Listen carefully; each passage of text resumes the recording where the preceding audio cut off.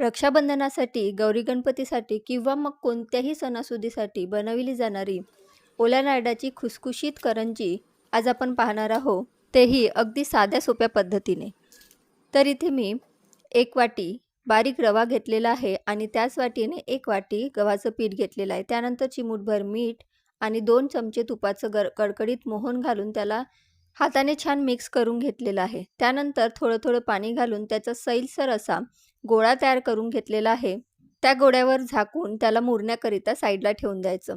त्यानंतर एका कढाईमध्ये 1 चमचा तूप, तुपामध्ये 1 चमचा खसखस आणि काही आवडीचे ड्रायफ्रुट्स घालून त्याला 2 ते 3 मिनिटं परतून घ्यायचं. परतून घेतल्यानंतर यामध्ये 1 वाटी दाबून भरलेला ओल्या नारळाचा किस घालून घ्यायचा. किस छान 4 मिनिटं परतून घेतल्यानंतर त्यामध्ये अर्धी वाटी साखर घालून घ्यायची. साखर वितळवून घेतल्यानंतर साखरेचं पाणी आटेपर्यंत हे मिश्रण छान शिजवून घ्यायचं.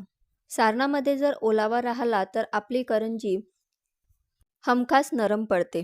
तर इथे सारणामधील मॉइश्चर कमी झालेला आहे. आता यामध्ये मी 2 चमचे दूध पावडर घालून घेतलेलं आहे. याऐवजी तुम्ही खवासुद्धा वापरू शकता. इथे आपलं सारण तयार झालेलं आहे. यामध्ये वेलायची पूड घालून घ्यायची आणि गॅस बंद करून घ्यायची. आता मगाशी मुरत ठेवलेल्या पिठामधून एक गोळा घेऊन त्याची पोळी लाटून घ्यायची आणि वाटी किंवा मग ग्लासाच्या मदतीने या प्रकारे पुऱ्या तयार करून घ्यायच्या. तयार केलेल्या पुरीमधनं एक पुरी घेऊन त्यावर सारण घालून या प्रकारे सगळीकडून बंद करून घ्यायची आणि मी दाखवते त्या प्रकारे मुरड घालून घ्यायची. जर मुरड तुम्हाला घालायची नसेल तर साध्या पद्धतीनेही करू शकता किंवा मग करंजीच्या साच्याने सुद्धा करू शकता. या प्रकारे मुरड घातल्यामुळे करंजी तेलामध्ये फुटत नाही.